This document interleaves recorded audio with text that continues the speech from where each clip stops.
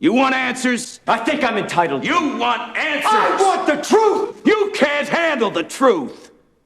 I really do have to talk about the decline, and it's important that you know what's going on, but more importantly, we're going to talk about what you can do about it. Okay? So tell you enough about the problem, talk about solutions, and then talk about how we can make those things happen. All right, so let's go back to why we have public education in the first place. And it goes all the way back to our founding fathers and founding mothers.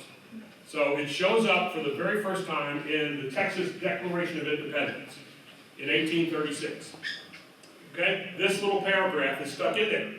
And what it tells you, in a nutshell, is why we have public education in Texas in the first place. And if you read that very carefully, okay, you'll see it's not for the reason of creating academic all-stars or getting people into college or high-paying jobs. No, it's not. Okay? And it's more about democracy and civility and basically this stuff. Teaching our students, preparing our students to live and participate in our democratic society. That is the reason why we have public education. And unfortunately, our leaders have forgotten that. So anyway, some 40 years later, this paragraph showed up in the Texas Constitution. All right, and our founders decided it would be the duty of the legislature to provide suitable provision, funding, etc., for the support and maintenance of an efficient system of public free schools. And it is that paragraph right there that your current representatives, especially the ones on the red side, have been ignoring. They have not been doing their job. They have not been fulfilling their constitutional mandate to provide that support. And I'm going to detail that for you. Okay, so that's kind of that's the background. I wanted you to see the background of why we have pub ed in the first place. All right? And so in my mind, it's very closely tied to democracy, because isn't really where public education where you learn about what democracy is? If you want to save our democracy, we've got to save our public schools. Okay, so as I told you, I'm a systems analyst, complex systems analyst. I took a look at this as a system. It was the system that they built. And I'm going to tell you about that system. Okay? And here's what we've been hearing. Signs of trouble. I think Georgiana mentioned these things, but we've basically been hearing about widespread budget deficits and cuts going on.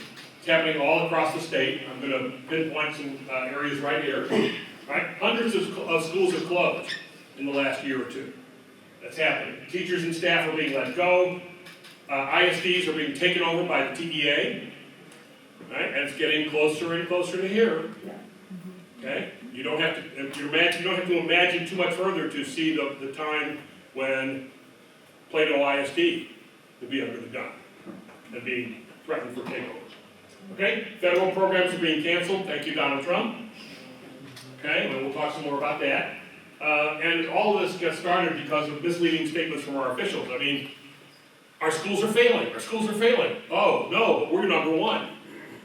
Okay, so I mean, you get a lot of hype and what I call BS.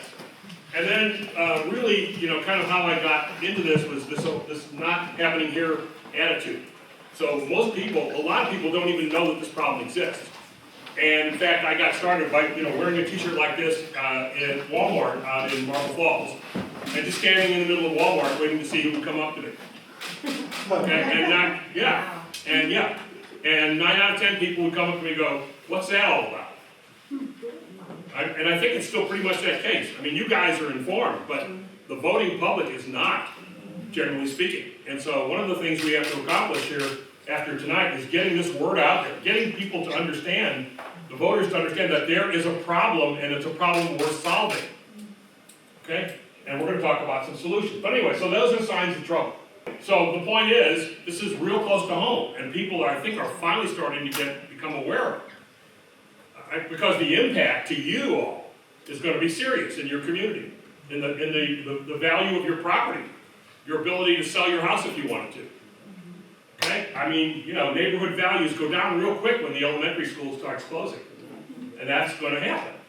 Okay? And so this is what I was predicting was going to happen 2 years ago when I was trying to convince the legislature. Okay, so it's real close to home. So here's the one picture I want you to remember about what is happening. from a broad perspective. So basically what you're seeing is all caused by what I call prolonged neglect.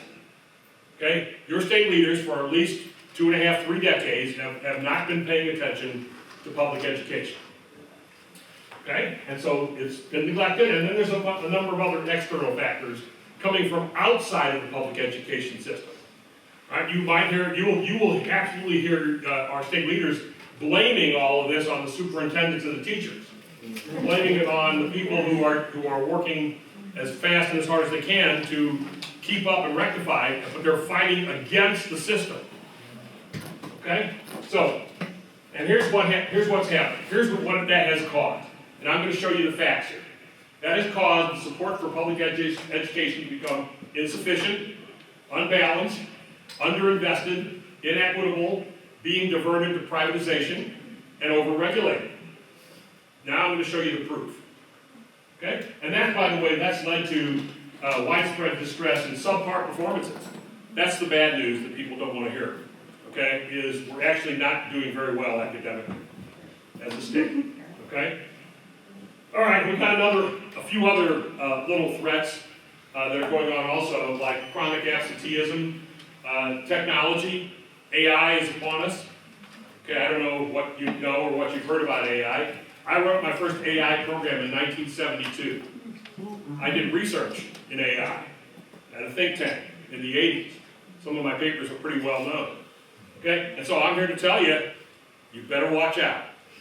Okay, if you thought unsocial media was bad, when do you see what happens when they layer AI on top of it? You don't like you like that? I just slipped it in. Yeah, just slip it right in there, right? Unsocial media. Okay? And addictive smartphone apps. I mean, basically, you know, the idea of taking screens away and all that, I mean, that's it's sort of in the positive direction.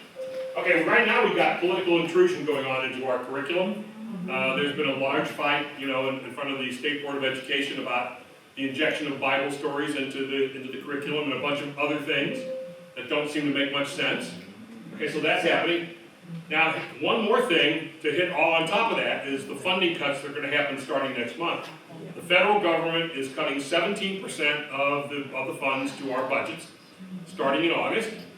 Okay, thank you, Donald Trump, and the dismantling of the Department of Education. And unfortunately, here's what's being targeted. They're targeting low-income students, students with disabilities, and worst of all for us in Texas, English language learners. Okay? And those are going to hit, and I don't know if our schools are prepared for that. I do not know if they're ready. They're not. Okay. They're not ready. All right, well, it's going to happen. And that layers on top. Anyway, so that's my big picture of what's going on. Now let me prove it to you. Let's start off with the insufficiency of funding. So that's us over on the right, how much our students get per student per year in funding from all sources, federal, state, and local. And that's the national average over on the left. What do you notice? Okay, Texas is 22% below the national average, almost $4,000 per student per year below the national average. Sad, huh? Very sad. Okay? Again, people may have heard that we're underfunded, but they may not know the details and by how much, because it makes a difference. Okay? Now, the other interesting thing to tell you about is how this splits up. So, your school funding comes from 3 sources: federal government, state government, and local property taxes. Those are the 3 sources. At the national level, the profile, the split among those 3 sources typically looks like this on the left. Okay? In most states and pretty much across the nation, the state and local sources are shared partners in public education. And that's how it should be. But guess what it is in Texas? Okay. So, this is why your property taxes are so high. Because, unbeknownst to you, thanks to our leaders in Austin, they have been shifting the burden of paying for the public schools away from the state and onto the local property owners. Over the last decade. Over the last 2 decades. It's been going on, yes. In fact, I'd say 20 years ago, they were pretty close to that same profile as the nation. Yeah, and so that's again, you didn't notice it, you didn't see it, but you're seeing it now. You're seeing it now. So one of the things I'd like to do as a goal is rebalance that. Okay, and I think we can rebalance that and get the state to pick up its fair share of public school funding and lower your property taxes at the same time. Sound good? Yeah. Sounds like a plan. Okay, now here's another way to look at it. All right, we can look at the amount of money that we put into public education as an investment into the future of our children. And the way that we figure out that investment is we look at how much we're spending on pub ed relative to the wealth of our state. Okay, it's GDP. We're a very wealthy state. You know that, right? Yes. Everybody knows that we're the 8th largest economy in the world if we were a nation. Okay, so we're very wealthy. But then the question is, how much of that wealth are we investing in public education? Okay, first of all, here's the national average. So 0.85% of the nation's GDP is invested in public education across the entire United States. Guess where Texas falls? Okay, so again, we are 12% below the national average in how much we invest in our, that's shameful. Per lot. That's shameful. Okay? All right, now guess who's worse? Arizona and Florida. And exactly, that's exactly right. And what are those two states famously known for? Those are the two largest voucher programs in the United States, right there. And that's the way we're going. If we don't change things, then that's exactly what's going to happen. So, it's time to start investing in our kids. Okay, inequitable. So this is a federal requirement. It's a federal requirement that the allocation of funds to the school district should be based on the concentration of low-income families. That's, okay, what do you mean, no? You know, that's a requirement. It's not here, though. No, I know. Okay, so here's the truth. The truth is, the last year I have full data, high poverty districts receive on average $80 less per student than low poverty districts. And so they've been given the grade of D. And what this tells you in a nutshell is recapture, aka Robin Hood, doesn't work. Not working. Not working. Okay? So, that's a good question to ask. Why? Okay. And of course, my favorite where I got started is the privatization of our public schools. And I should tell you that I wrote, a couple weeks ago, I wrote in the Arlington 4th of July parade in the new Save Our Public Schools float, aka my car. Very public school of you. Yeah. Thank you very much. And I put some signs on my car. And the one sign that I put on the front of my car, which was very popular, is this one right here. Yeah. Okay? Why are you paying for somebody else's private school tuition? Good record. Okay? And I had lots of comments on that. In fact, I had, in the parking lot, I had one 20-something young dude come up to me and say, yeah, I'm tired of paying for everybody else's shit. And I said to him, well, you can thank your governor on November the 3rd. Oh, yeah. It took him a little bit before the light came on, but it did. And so the reason I did that was because I thought it was a good icebreaker for those people that we don't normally talk to. Right? The people that don't know. The people that don't realize that their money is being diverted to private schools. They don't know that. So somehow, this is what was my way of bringing that to their attention. All right, so here was the plan. Still the plan. Okay, the voucher program is a $13 billion program. And those $13 billion are being pickpocketed from you and redirected into private schools and homeschoolers. Okay, so we're paying a bunch of money for kids to go to private school, and as it turns out, if you look at the applicant pool, most of them are already enrolled in private school. Very few of them are switching. Okay? And then we're also paying $2,000 a year for kids to stay home. And these are probably the kids who are already skipping school and staying home anyway. But we're going to give them money to stay home and be homeschoolers. So, but anyway, and we've only spent $1 billion of that plan. But next year is when the program triples in size. Okay, And so we think about that in terms of projections, and I'll show you some of the numbers. Okay, so that's money that's being diverted that could have been better gone to public schools. That's $13 billion. Okay? Anywho, and then now we've got a new program at the federal level. And this was buried inside of Trump's one big beautiful bill. It's called the Educational Choice for Children's Act. It's a tax credit scheme that lays on top of the voucher scheme, and our governor has opted into this program. Okay, so, but I don't know exactly how that's going to affect things yet. That comes along next year, and I don't know exactly how it's going to play out and how it's going to affect things, but I'm pretty sure it ain't going to help. Okay? I go with it's gonna be worse.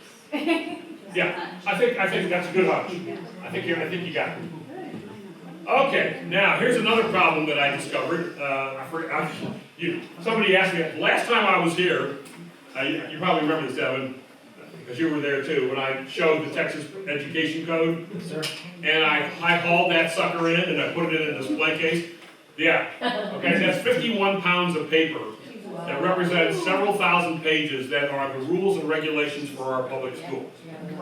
Okay? I mean, it's huge when it's printed out. And you say to yourself, why? Why do we need thousands of pages of rules and regulations? And you know what's in those rules and regs? From people who have some experience, they know that what's in there is a bunch of unfunded mandates. Our legislature is famous for making up new rules and regulations and not funding them. Okay, and that causes problems. And the other thing that's in there is a whole bunch of waste and bureaucracy, paperwork. Because you know how much teachers love paperwork, right? Instead of teaching. So there's all that. And so what I like to call that system, the public education code, is death by 1,000 cuts. Now I actually heard a story, I just heard this yesterday, from a lady who was a career public educator in Massachusetts. Massachusetts is the #1 public school system in the nation, in case you didn't know that. She moved to Texas, right? And she went back into public school teaching. She lasted about 6 months and quit because of the bureaucracy and paperwork. She could not handle it. She was not given the freedom to teach. Okay? And that's how bad it was. And so she got out of public education. Right? I've heard that story before. Okay, anyway, so death by 1,000 cuts. Here's an example of, for example, what's not funded. So these are all programs that are not funded. They're mandates that weren't funded. Okay? Now let's do a little comparison to give you an idea of the scale of things. Right? The rules and regulations for charter schools are only 233 pages. A little bit different, huh? Order of magnitude.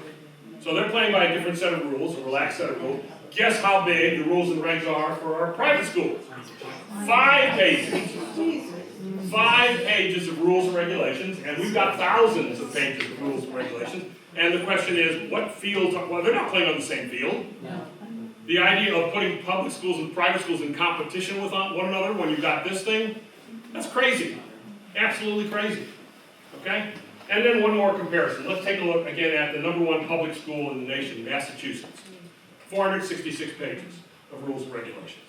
So again, we are over-regulated, we are overburdened with all this bureaucracy. No wonder our schools are struggling. Okay? So we got to fix that problem. And I've got an idea about how. Okay, now here comes the bad news. Remember I said that this was leading to subpar performances. So these are our SAT scores across the state of Texas for the last 5 years or so.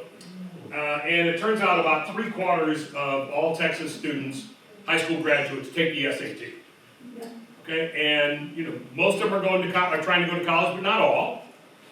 Okay, and this contains both public and private schools, by the way. Okay, but the interesting thing is, guess what? Our total 964 is 65 points below the national average. And do you see the correlation between what I was telling you before? Okay, so the students coming out of our school system are performing below average. And that will have an impact on lots of things. What kind of jobs they're able to get, what kind of money they're able to earn, what can they afford, okay? And this is one of the reasons why, at least back in the 80s and 90s, that we were importing high-tech employees from all over the country because our own students couldn't match up. Okay, so That's just the level of, high school students who are graduating. Let's take a look a little deeper. Let's take a look at reading in 4th and 8th grade. Okay, now what I'm showing you here are the scores from our, what's called the National Assessment of Academic Progress. It's also called the Nation's Report Card. It's a national norm reference test that every state takes. We all take it. Okay, and it's given every 2 years. At the 4th grade level, at the 8th grade level, sometimes at the 12th grade level. So it's a pretty good indicator of what's going on in elementary school, and then middle school, and then you saw the SAT scores, which is the end of high school. Okay, so in reading, look where we are. Reading proficiency, we're at 25% roughly, and we are below the national average. And we've been stuck at this level for, you can see how long up there. That's how far back I traced the trend. And even at 8th grade reading level, we're still below average, about 25%. Okay, so we're below average in reading, and this is a huge problem. And it's been known for a decade, for at least a decade. So, the question for our leaders is, why aren't you doing anything about it? Why? You know the problem is there, why are you not doing anything about it? Okay? Alright, let's take a look at math. So, we got a little bit of good news at 4th grade level, but that is a little bit of a bright spot. Okay, and not exactly sure why that happened, but if you stop and think about it, where were 4th graders when the pandemic hit? Kindergarten. Yeah, they lost all fundamental skills. They couldn't read, they couldn't write, they can't do anything. Well, something has happened here, but okay, so this could be a blip. This could just be a blip for all you know. Okay, but then let's take a look at what happens at 8th grade. Okay, we're still declining. We're still declining quickly, okay? And we're below the national average. So when you start looking at how we rank relative to the rest of the states, here's where we are. So in reading, all right, we're 38th in the nation at 4th grade, 44th in the nation in 8th grade. Now we jumped all the way up to 8th in math proficiency in 4th grade level, but we're only 34th, okay, at the 8th grade level. And when you sum all that up into a cumulative score, you learn that Texas ranks at 40th in the nation in K through 12 academics. And that is very sad because that puts us in the bottom 10.